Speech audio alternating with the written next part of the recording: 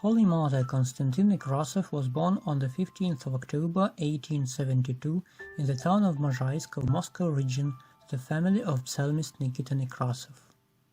In 1887, Konstantin Nikitovich finished a spiritual college, while in 1893 he graduated from the Bethany Spiritual Seminary on the second category.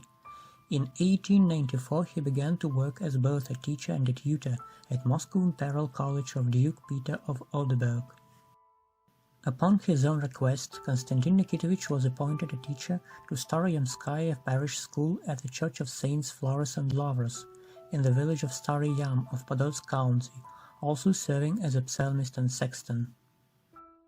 Konstantin Nikitovich married maiden Alexandra Petrovna, and in 1895 was ordained a priest to the Church of the Icon of Our Lady of the Sign in the village of Znamenskaya Kholmy of Zvenigorod County, where he was a prior from the 20th of May 1895 to 1902.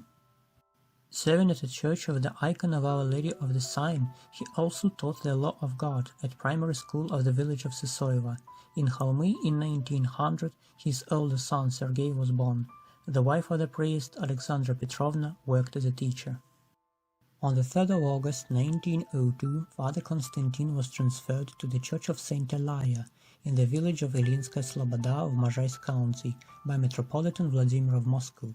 Also, the priest was a teacher at parish and zemstvo schools, organized the Society of Soberness, and constantly agitated peasants to give up that addiction. In 1903, daughter Vera and son Vasily were born to the priest's family. In 1905, the priest was awarded with a waistcloth, while in 1908 with a skufia.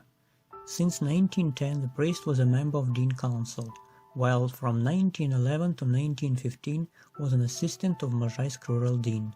On the 22nd of February 1910, son Konstantin was born to the priest's family. In 1913, priest Konstantin Nekrasov was awarded with a Kamilavka, while in 1915 with a pectoral cross. On the 3rd of December 1915, the priest was appointed a prior to the Cathedral of Nicholas the Miracle Maker of the town of Mozhaisk by Metropolitan Makarios. While serving at the cathedral, Father Konstantin was ordained an archpriest. In 1923, Archpriest Konstantin Nekrasov was arrested for the church activity and imprisoned in Taganka prison in Moscow. According to the 69th article of the Criminal Code of Russia, he was sentenced to 2 years of exile in the town of Berezov of Tobolsk province. Upon his return, Archpriest Konstantin began to serve at the Church of the Intercession of the Virgin Mary in the village of Alexina of Ruza district. The preachers of the priest were so convincing and made such a huge impact on collective farmers that the authorities considered the preachers as a threat for the Soviet regime. On the 9th of May 1930, one of the informers of OGPU reported to the officer that in the village of Alexina there was a strong group of clergy. As a result, the events of the Soviet authorities were hardly organized.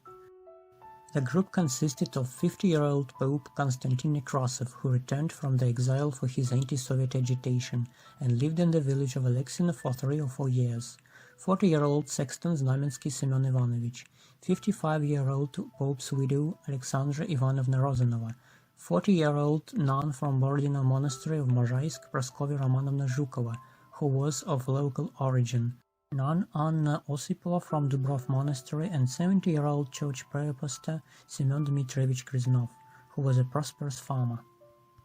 On the 13th and 14th of August, the investigator questioned several locals of the village of Alexina, from those whose attitude towards the church was bad, starting from the head of the village council, who was questioned twice that day.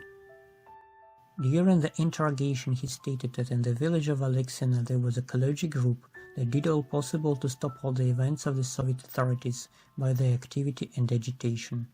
In November 1929, on one of the holidays, Pope Nekrasov urged the faithful to follow the religion and not to listen to the servants of Antichrist. During the collectivization, Nekrasov held legal meetings at his place. During one of them, he told people who had gathered that they had to enter the collective farming when they were made to do it, and they would have a ration and would be starving. A witness added that the collective farm that was hardly organized might be demolished because of the agitation of the clergy. Nekrasov was considered to be the priest who preached in a very heartwarming way. When the clergy was heavily taxed, Nekrasov said that Soviet authorities wanted to rob them. A teacher from Alexina school who was the secretary of a local league of atheists was questioned. She stated that Nekrasov often preached, and she was told that Nekrasov preached in a very heartwarming way. So, in July, Nekrasov preached about the passions of Christ, and then said, "People are suffering now as they are persecuted by the servants of Antichrist. People are heavily taxed, but one day the verity of Christ will exalt again, and the servants of Antichrist will be demolished." After such agitation in our village, the events of the Soviet authorities were held badly. A big group of peasants connected with Nekrasov always supported the clergy, as they were allowed to mow by the prosperous farmers who were under the influence of Pope Nekrasov. On the 20th of August 1930, the OGPU officers arrested Archpriest Konstantin Nekrasov and nun Paraskeva Zhukova, who were imprisoned in Rusa OGPU department prison. The day one more witness was questioned. The person said that in March Pope Nekrasov preached from the Umbo. "Orthodox people, the last times are coming. We are persecuted, and Christ was. We are mocked. Peasants are taxed and made to enter collective farms." The priest's answer was, "Being truly faithful, I accept that each kind of authority is from God. So agitating against it equals being against the will of God. I am honest and want only moral and spiritual peace. In my preachers, I always tried to teach people love and peace with the word of God. Is it a crime against the laws of the authorities and humanity? If some people slander me, I think there are those who will confirm my innocence. I do not mind being punished as a criminal, but as I am not guilty, there is no use to be imprisoned or exiled as a martyr. This is all that I can tell you about the accusation of counter-revolutionary activity." At the same time, he sent a protestation to the OGPU office where he wrote, "On the 23rd of August I was declared by OGPU officer Malkov that I was accused according to the 58th article, paragraph 10. After reading, I understood that the indictment is based on the evidence of people unknown to me, and all this is completely false. In order to make the true conclusion about this case, it is needed to check the evidence.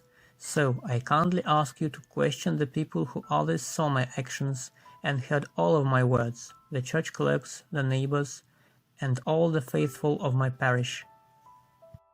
And after making sure that the indictment is wrong, the informers should be warned not to slander, but to report only real facts. Serving at Alexina parish only for 3 years, I did and said nothing against the Soviet authorities, while in the autumn of the past year I heard the conversation between local Komsomol party members who said that one priest was removed, and this one would be removed easily too. We need just to write a paper, and everyone will believe us." So someone wrote a paper. But I hope that the authorities won't be deceived and would make the right decision. I am ready to leave the position of the priest in Alexina without being innocently tortured. Upon a release, I will ask my diocese authorities to allow me to retire with the right of serving liturgy at one of the churches of Mozhaisk. On the 25th of September 1930, the OGPU Troika sentenced the priest to 3 years of exile in Kazakhstan, and he was exiled to Semipalatinsk. Being in the exile, he made friends with Archpriest Vladimir Proferantsov, whom he invited to live in Mozhaisk upon the release, as it was forbidden to live in Moscow for those who returned after an exile. When the term of the second exile ended, Father Konstantin moved to the town of Mozhaisk and was appointed to the Church of Saint Elijah the Prophet.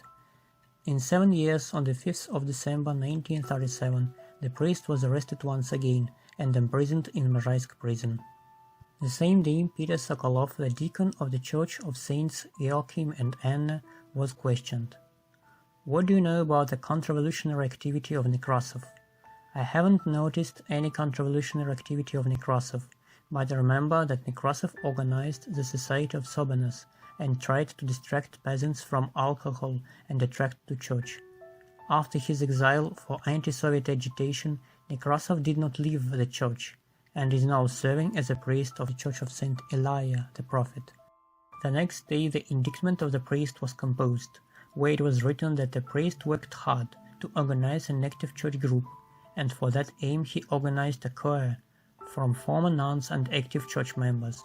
During the search in Nekrasov's house, a leaflet with Comrade Stalin's photo got dirty and inks was found.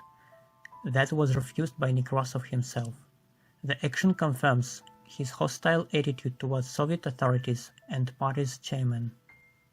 On the 9th of September, the NKVD Troika sentenced Father Konstantin to death penalty. Archpriest Konstantin Nekrasov was executed and buried in Butovo on the 15th of December 1937. Archpriest Konstantin Nekrasov was canonized in August 2000.